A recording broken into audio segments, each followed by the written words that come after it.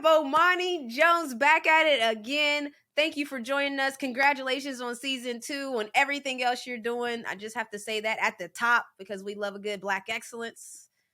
I appreciate you. All right, so I want to kind of jump into something. We saw the Real House Husbands of DC premiere when we recently saw it took 15 ballots to get Kevin McCarthy to get the amount of votes to win. A lot of people aren't following politics, but for the people who may not fully understand, I like to call it like, you know how people say mansplaining things? Yes. I like to sports-splain things. So for you, if you could sports-splain what happened that somebody had to have 15 votes to get in, how would you do that? I mean, it's kind of like, what if you were set to coach a team? You've been working for this team for a very long time, right? But you can't get the job unless the players are down with you, right? And you had some players that like was getting a little bit rowdy over there, but you kind of needed them in order to make this happen, you know, to get things going the way you did. And you had empowered them players. And then all of a sudden you look up and those players are like, so here's what you about to do if you going to be the coach. And you're like, yeah, but I ain't really trying to do all that. But that's what you're going to have to do. Well, all right, well, let's vote on it. And then he just kept going out there knowing that the players did not want him to be the coach, but he wanted to be the coach so bad that finally he told the players, like, fine, y'all ain't even got to wear uniforms. Y'all can just show up whenever y'all want, whatever it is. Just as long as I'm the coach. And now he about to have to coach a team he can't control. Wow. That was like, I want y'all to know that was on spot. Like I didn't pre-prepare these questions and send them. That was just on spot sports planning. Thank you for that. I think there were a couple flagrant fouls that happened at the house. It got physical. We saw videos we saw a lot of video of what was going on. That would be like Last Chance U. You got the player who has been mired in scandal telling you what to do. Right. Like calling your game out. Like, hey, man, maybe it shouldn't be somebody that wanted that bad, right? Maybe that shouldn't be it. Like the whole reason why you shouldn't want to be the coach of this team. Like basically, it's like you want to be a coach of a team so bad that you're like, Houston Texans, fine, I'll show up. But what if the Texans just had a bunch of malcontents?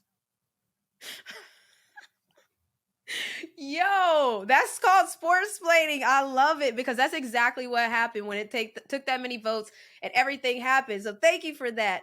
We also, speaking of getting a little physical now, we recently saw a video surface with Dana White. He got physical with his wife.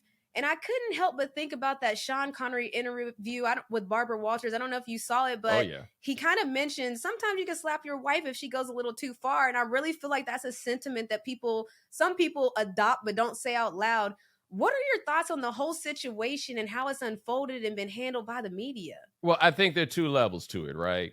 And I think that one level is most of us grew up with the idea that if somebody hits you, you have the right to hit them back, right? Mm-hmm. However, that is not the same thing as self-defense. And I think that's an important distinction because it wasn't a matter of because she slapped him first.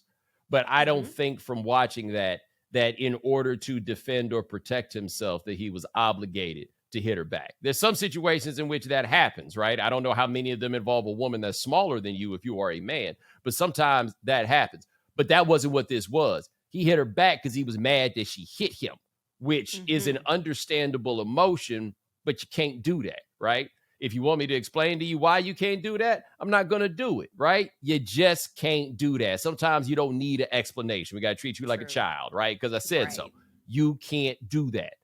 All right. What gets me about the response is, one, I think it is very easy to make a criticism of the larger media for, I guess, what they would term to be cowardice. This is a very powerful person, and he is involved in something that is not just scandalous, but the way that we handle this is typically pretty obvious, and we tend to go over the top with our outrage about these things. And that hasn't happened here, right? Like, it's not that nobody said anything. I think the USA Today immediately asked that he leave his job, and there have been other people who have said the same thing about it. But to me, this is a testament and reflection of how little people think of Dana White and the operation he runs, right? So, comparatively speaking, Floyd Mayweather, who has many allegations of violence against women in his past. And people ask the question as to, well, why is it that he's able to skate by? Because people don't expect no better of him. Like, he didn't ultimately disappoint them in behaving like this. He is a boxer, and we don't expect very much out of boxers, right? You punch people for a living. We're not surprised when you punch people when you're off the clock. But Dana White is like, people think that little of him too. Like, that's the only conclusion that I can draw. So it's almost like it's people... not a surprise. So that's why it's not an outrage. Right. That's the only thing that I can get. But that doesn't justify the relatively muted response to this, particularly not so much from the media, though I think that obviously the media deserves some scrutiny on this, but Endeavor. Like, Dana White doesn't own UFC. UFC is owned by Endeavor, which is a major company. They are one of the major agencies, right? Like, they rep a zillion people. I'm not intimating that Endeavor is telling their clients not to talk about it. But I will say it took Endeavor 5 days to even put out a statement. And he still got his job. Now, I'm asking this question sincerely. If the CEO of Endeavor were caught on camera slapping his wife, that will no longer be the CEO of Endeavor. So I don't see how they reconcile anything that we've seen right now. He's just not supposed to be working there anymore. Period. Yeah, it's crazy. And so I like, even hearing you talk right now, it's like I remember you recently spoke about DeMar's collapse and how the NFL wanted to play. And then I saw a fan wrote, like, this is sort of disingenuous for you to say things while being employed by ESPN, who profits a little bit. And so it made me think, you are very outspoken. Do you ever get concerned about that dynamic of saying something that your employer or feeling like you shouldn't say something because of who you're employed by? Because, these, like you just said, this is a powerful person you're speaking about right now in Dana White.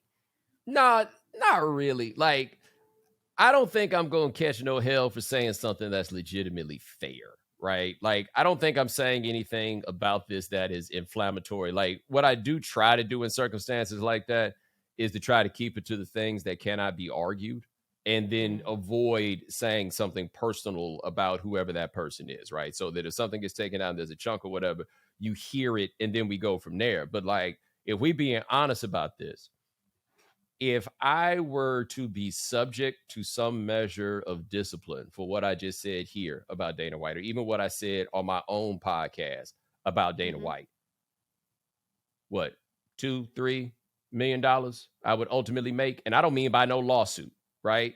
Like, I would turn into the super martyr of all martyrs if that were to happen. Bomani Jones says he can't believe Dana White still has a job, and then I get fired or something else like that. Oh, you just make me a king in doing that. No, that's true. And I don't think my bosses are concerned with that, right? Like, I don't think that's the reason why I can say this necessarily, but I do recognize on something like this, worst case scenario for me really wouldn't be that bad. Right. True. No. Okay. So let's move on to game theory, because we have to talk about that. Happy New Year, by the way. I know we're probably shouldn't say that this late, but the podcast is starting late. So Happy New Year, fam. And season 2 premieres in January 20th, the day after this release. And I remember when we were talking to you before, you said you don't even know if there was going to be a season 2, but you wanted it. So how do you feel now after it's greenlit?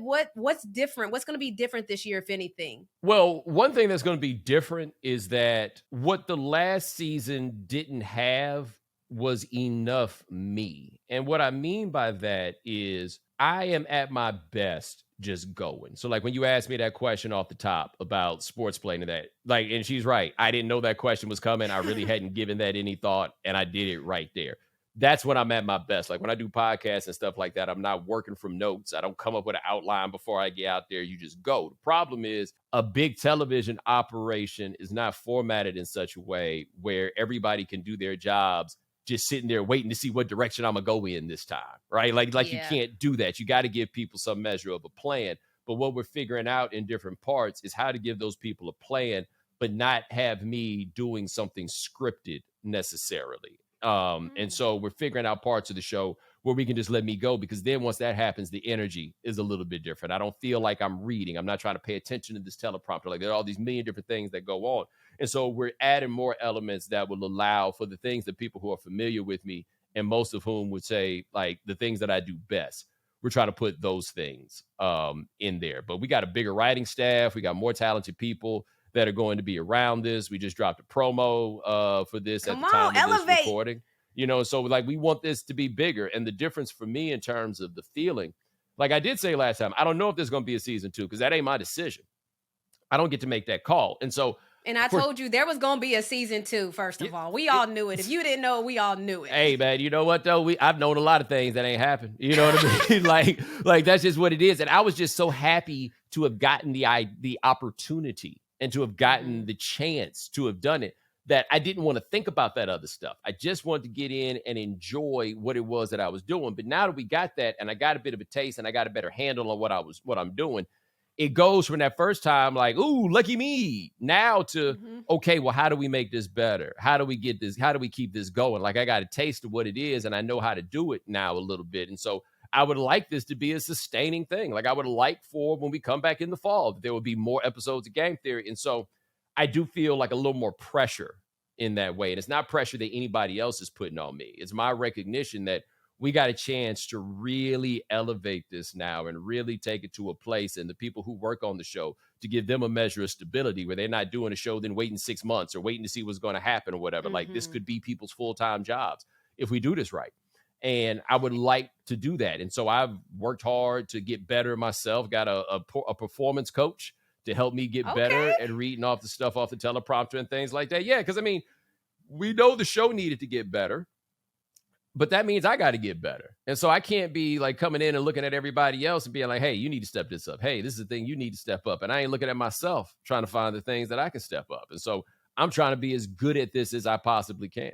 So that's amazing. And so is improv a big part of the show? Like for your particular parts, like I know you said you have a framework. So are you improvising a lot on the show? Well, what we're going to try to do with this season, I don't know if improv is the way to put it. Like, I know what I want to say about something, but what I'm not going to get bogged down by is like individual lines and like, you know, and those sorts of things. Like, we're just working on how to figure out the format to let the elements do a lot of like the explaining that has to be done. So I don't have to waste time trying to like stack this story up and then get restarted to give you where it is that I'm coming from. And so, you know, I have bullet points in my mind. We'll have bullet points in the teleprompter. Like, make sure you say these things. You want to get this line in, say this thing at the end so the director knows it's time to wipe and go to something else, like those sorts of things.